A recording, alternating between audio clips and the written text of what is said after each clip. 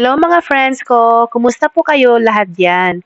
Ngayon, ipapakita kong video ngayon ay tinatawag na Emerald Lake. Dito pa rin yan matatagpuan sa Yukon, Canada. Nasa highway lang ito guys at kitang-kita ang napakagandang views. Medyo di nga maganda yung pagkakuha ko ng video dahil sobrang layo na namin. Meron naman pwedeng puntahan para makita ang ganda ng lake. Kaya lang, nasa ibang daan pa siya. Hindi rin namin pinuntahan ng malapitan dahil may mga hinahabol kaming oras. Pero guys, nakaka-amaze yung lake dahil yung kulay niya ay pinaghalong blue and green. Napaka-fresh sa mata. May katabi din itong tourist spot na tinatawag na Carcos Desert.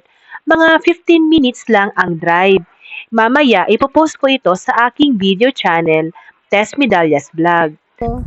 Hello! Andito kami ngayon sa Emerald Lake na napakaganda ng tubig. Tingnan nyo, para siyang nagbo-blue, nag-green, tapos meron pang combination. Subalay mo.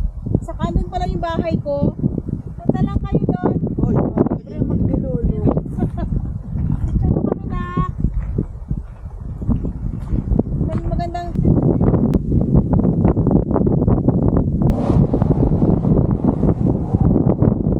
Timbo River.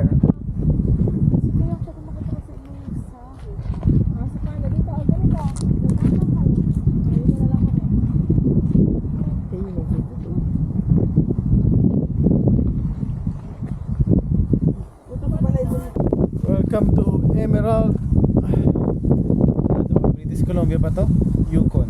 Yukon. Yukon. Welcome to our ranch. That's my house. That's my house. For the future. If I'm waiting to the lottery. Mga photographers and vloggers. Photographers. Vloggers. Vlogger. Vloggers.